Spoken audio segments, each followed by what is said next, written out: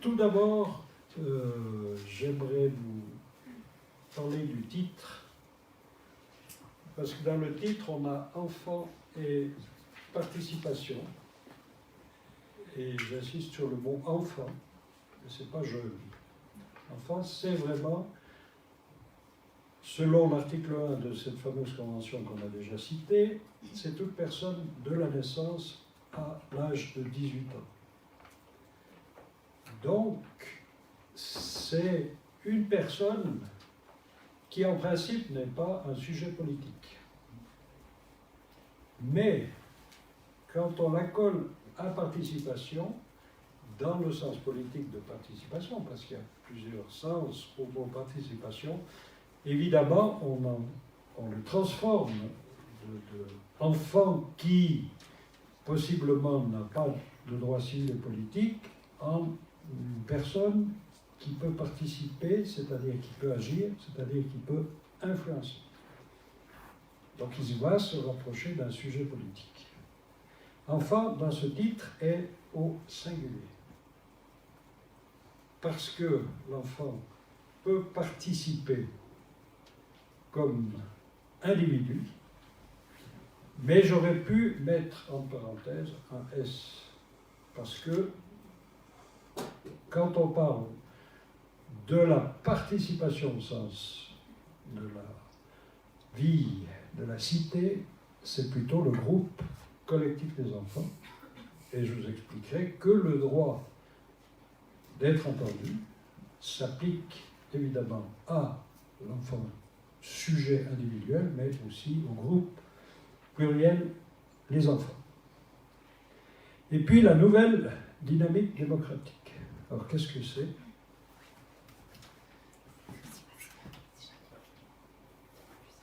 C'est ça la nouvelle dynamique démocratique. C'est une enfant, au sens de cette définition, cette demoiselle qui a 16 ans et qui fait preuve, je dirais, d'une dynamique, mais j'ai presque envie de dire d'une dynamite politique. Vous tous qui parlez le suédois, vous comprenez très bien qu'elle fait la grève, la skolstrejk, c'est la grève pour le climat. Elle fait un acte politique pour une cause politique. Et c'est nouveau. Et c'est pas abstrait, c'est quelque chose de concret. Et cette dynamique a provoqué un mouvement qui est devenu pluriel.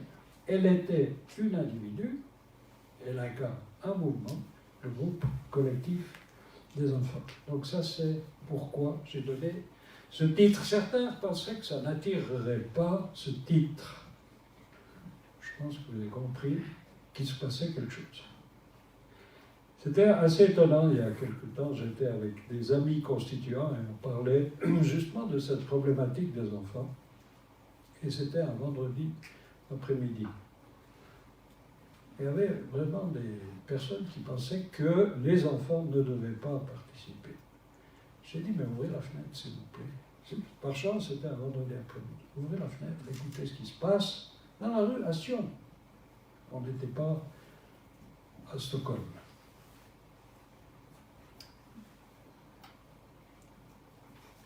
Alors évidemment, il faut remettre ce sujet de la participation des enfants dans son contexte, comme il a déjà été dit par Mathias, de la Convention des droits de l'enfant, qui est un texte qui a ceci de caractéristique, c'est qu'il est une convention.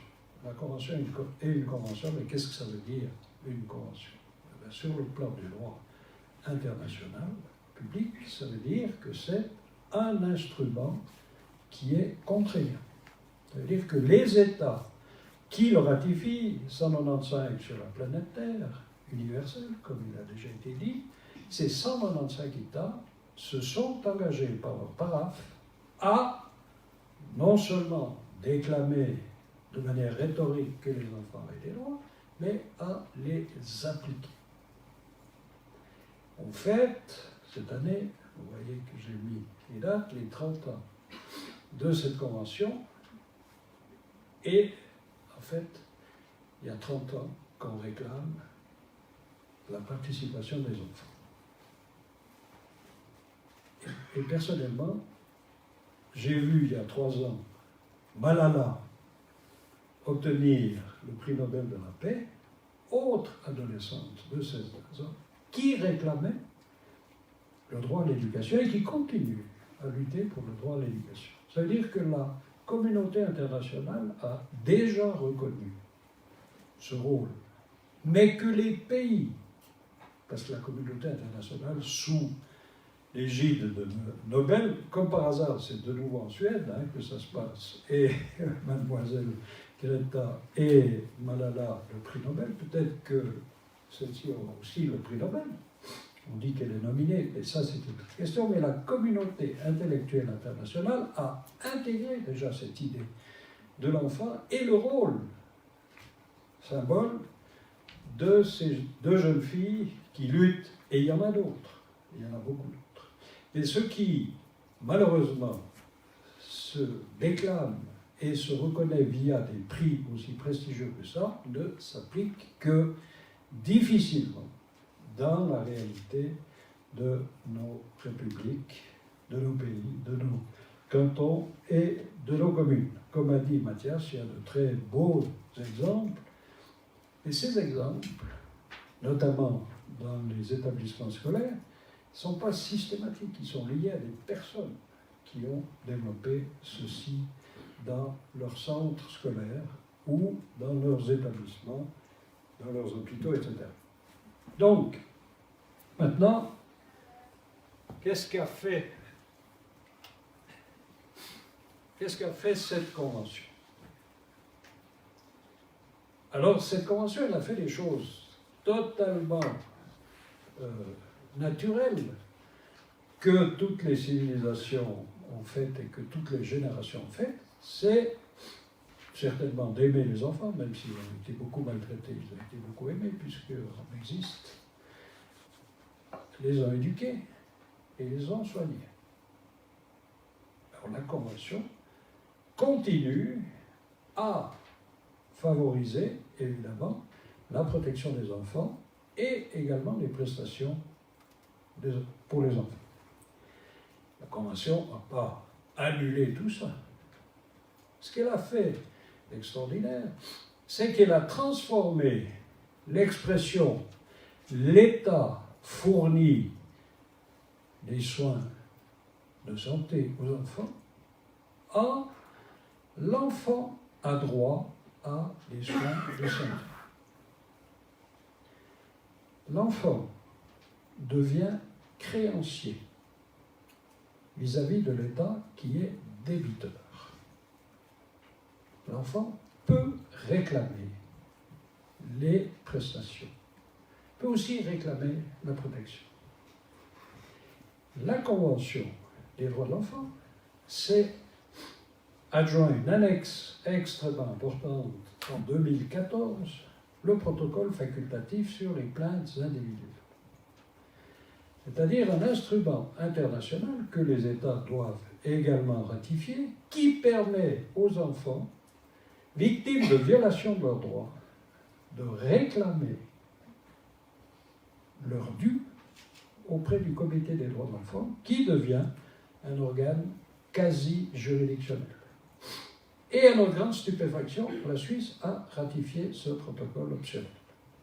Je ne sais pas si tout le monde s'est vraiment rendu compte de ce qu'il faisait au moment Mathias en aparté. Mais c'est le genre d'instrument qu'on pensait que la Suisse n'avait pas ratifié immédiatement.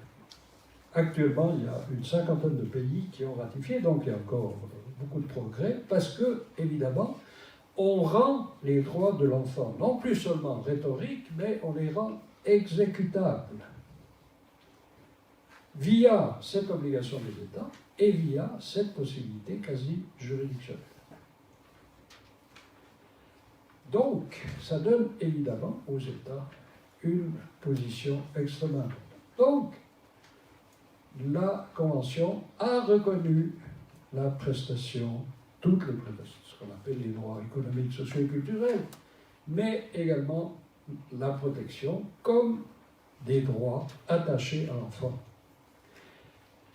Mais la grande révolution, et pourquoi j'ai écrit la Convention marche sur deux pieds, c'est que en 1989, on a reconnu que l'enfant était une personne. Il n'était pas un objet, pas une chose, pas notre bien le plus précieux. Il était une personne, digne, à qui étaient attachés des droits dès le moment de sa naissance. Jusqu'alors, c'était notre bien. Hein? Donc, c'est plus notre bien, c'est une personne. Il est lui-même, avec, évidemment, ces droits dont j'ai parlé, mais avec deux pieds. C'est quoi ces deux pieds? C'est les deux principes généraux de la Convention qui illustrent cette idée de l'enfant sujet de droit. Et ces deux articles, Mathias en a cité un, l'article 12, le droit de l'enfant d'être entendu, et l'article 3, paragraphe 1, c'est les deux seuls articles que vous devez connaître dans votre tête, parce qu'ils illustrent le changement de paradigme, de passer de l'enfant objet, destinataire, bénéficiaire, à l'enfant sujet, propriétaire de droit, et deux seuls articles, il faut savoir. Tout le reste, vous pouvez ouvrir la Convention et lire. Mais il faut d'abord comprendre que l'enfant sujet marche sur ses deux pieds. Et ces deux pieds, ils avancent ensemble. S'il n'y a que le droit d'être entendu, ben, il va boiter. S'il n'y a que l'intérêt supérieur, il va boiter, mais de l'autre jambe. Et si on marche avec les deux, eh ben, il va avancer, et il va avancer vers la participation.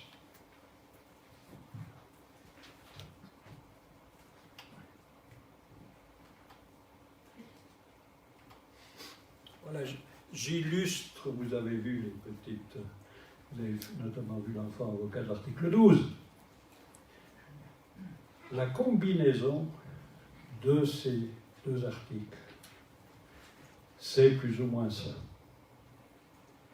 Pour déterminer l'intérêt supérieur de l'enfant, on est d'abord obligé d'établir la maturité de l'enfant. Évidemment qu'on ne peut pas considérer qu'un nouveau-né et qu'un vieil adolescent de 17 ans, 11 mois et 29 jours ait la même autonomie d'exercer ses droits.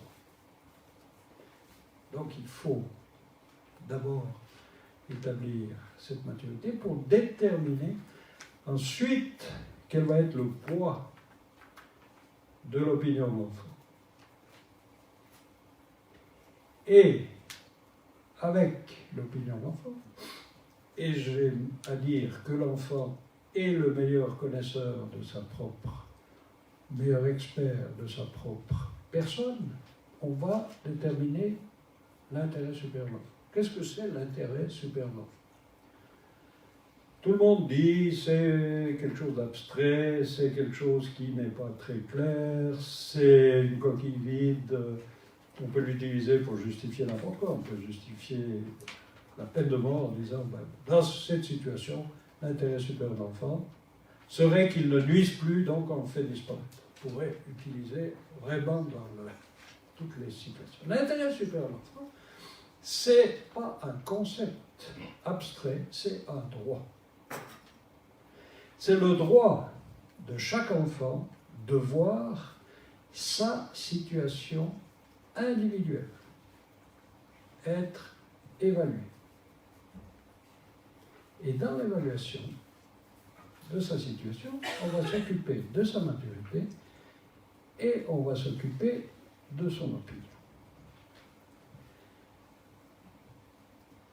Et deuxième temps, c'est le droit de chaque enfant que, une fois que sa situation a été évaluer individuellement, on évalue les solutions qui sont les meilleures pour son intérêt. Qu'est-ce que c'est son intérêt? C'est, article 6 de la Convention, son développement harmonieux, selon ses propres besoins.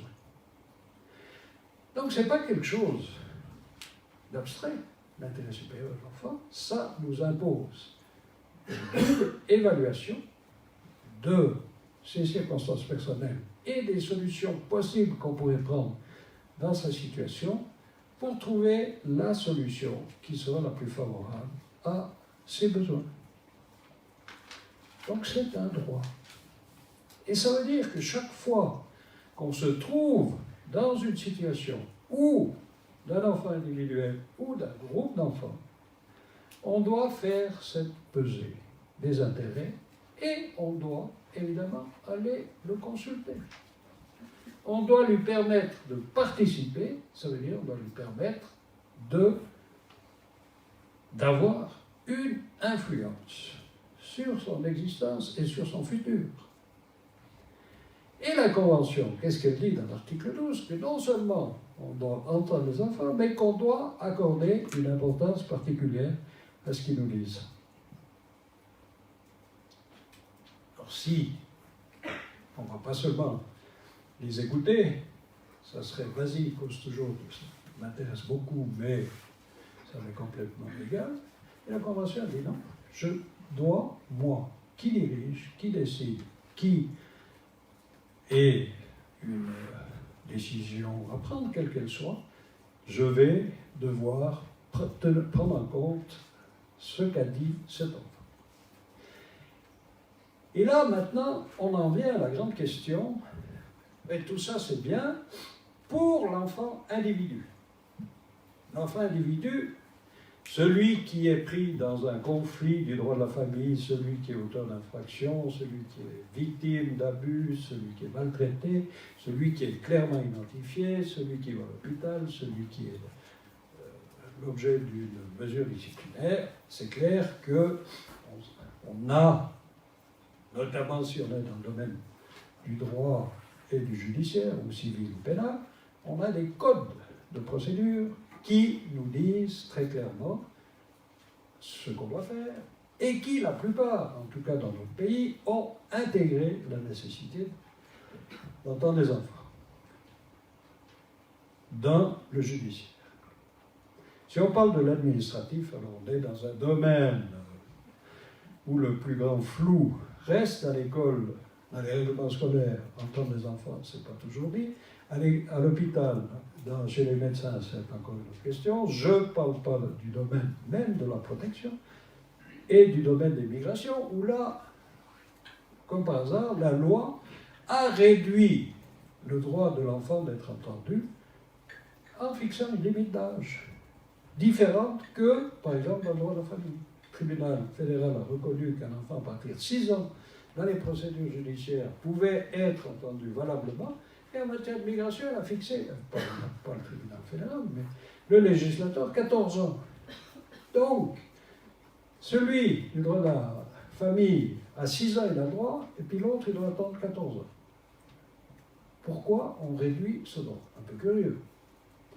Donc, je reviens à mon sujet.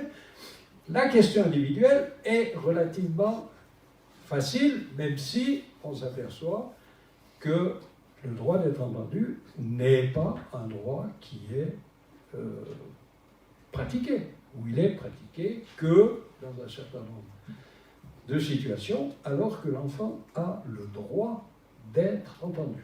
Et que si ce droit n'est pas respecté, la procédure est nulle. Le tribunal fédéral l'a dit à de très nombreuses reprises. On continue à ignorer. Notre problème politique, c'est le groupe collectif des enfants. Comment on fait pour entendre les enfants? Et est-ce que les enfants ont véritablement le droit collectif de participer? Si je prends toujours ce schéma, parce que dans l'article 12, On parle de l'enfant individu, mais on ne parle pas de l'enfant collectif. Donc on pourrait conclure que la Convention a oublié ou n'a pas voulu ou ne reconnaît pas un véritable droit politique, entre guillemets, aux enfants. Mais si on parle de l'opinion de l'enfant et qu'on lit l'article 3, paragraphe 1 de cette convention, le paragraphe 1 dit dans toutes les décisions qui doivent être prises, que ce soit des institutions publiques ou des institutions privées, et alors là, le reste, c'est du gâteau pour nous, et les organes législatifs bodies, doivent, pour établir l'intérêt supérieur de l'enfant, entendre les enfants. Donc ça veut dire qu'on a créé un droit de participation des enfants, puisque dans toutes les décisions législatives, donc c'est les décisions des parlements fédéraux pour nous, cantonaux, communaux, de consulter les enfants, de leur donner la possibilité de s'exprimer et évidemment de prendre en compte leur avis d'une manière particulière, leur donner une considération spéciale. Donc, si la Convention ne reconnaît pas les droits civils et politiques, on parle de liberté civile, c'est la liberté de penser, la liberté de s'associer, la liberté de croyance et de religion, le droit à la vie privée, qui sont des libertés qui ont été reconnues surtout aux adultes, mais que la Convention reconnaît dès 89, on ne reconnaît pas à l'enfant le droit d'être élu, le droit de voter, le droit de décider. Mais par le biais et le jeu complémentaire de ces deux articles, on arrive très clairement à la nécessité que nous devons faire participer les enfants. Donc on est dans cette dynamique démocratique que les enfants doivent participer.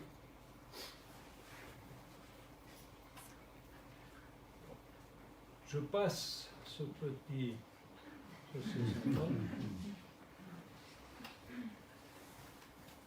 Je passe un peu ces petits... C'était plus pour des clins d'œil parce que j'ai déjà vu un panneau qui a plus que 5 minutes maintenant. Donc, non, mais je vais arriver gentiment. Conclusion, c'est pour ça que je vous ai dit m'avertir, parce que là, je m'emporte un petit peu, mais ce que je voulais vous dire, c'est que dans la démocratie et dans l'histoire démocratique, pendant très longtemps, pour ne pas dire pendant la vaste majorité de l'histoire démocratique, on a reconnu le droit d'élire, d'être élu, de décider, de mener la cité, de prendre toutes sortes de décisions, soit à une petite élite, soit à des hommes avisés. Progressivement, on a intégré les femmes. Progressivement, et ce n'est pas un mouvement, work in progress, on n'a pas encore achevé totalement. Avec la Convention, on entre dans ce que j'appelle le nouveau contrat social. Donc il n'y a plus seulement les femmes, les hommes, mais il y a des enfants. Enfin, je veux dire, commencer par des hommes, parce que ça a été le monolithe longtemps, des femmes, et il y a maintenant des enfants. Je ne parle pas des jeunes, parce que les jeunes, ils ont plus de 18 ans, ils sont compris soit dans les hommes, soit dans les femmes. Mais les enfants font partie. Alors, je dis qu'ils font partie d'un nouveau contrat social, c'est-à-dire que ces obligations des États créent un nouveau statut et on doit revoir les relations juridiques entre les institutions, les hommes, les femmes et les enfants, entre les femmes et les enfants, entre les hommes et les enfants, et entre toutes ces personnes. Donc ça, c'est un nouveau contrat social, mais c'est surtout, puisqu'ils ont le droit de participer, ce que j'appelle la nouvelle dynamique démocratique. Donc ils sont un nouveau corps dont on ne peut plus ignorer on les a ignorés depuis 30 ans. Il a presque fallu cette demoiselle suédoise pour nous convaincre.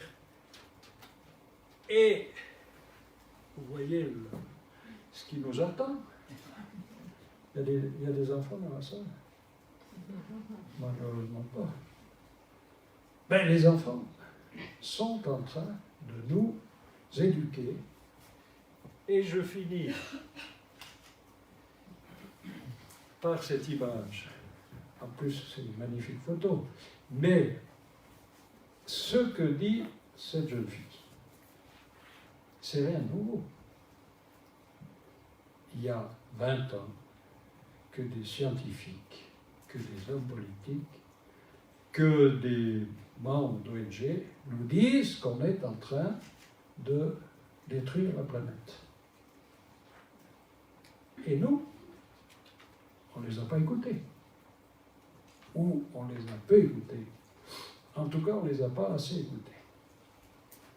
Et tout à coup, une jeune fille vient nous dire, vient nous mettre en face de nous nos fautes et vient nous rappeler notre responsabilité. Quelle est la plus grande responsabilité de nous autres? C'est notre responsabilité vis-à-vis de nos enfants ou vis-à-vis de notre futur.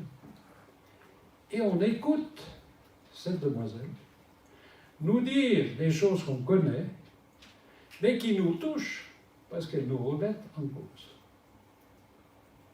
Et parce que tout à coup, on découvre, c'est une sorte de miroir, on découvre qu'on est devant une situation qui est non seulement pour demain et pour ailleurs, mais qui est pour ici et pour aujourd'hui, et dont on ne s'est pas préoccupé.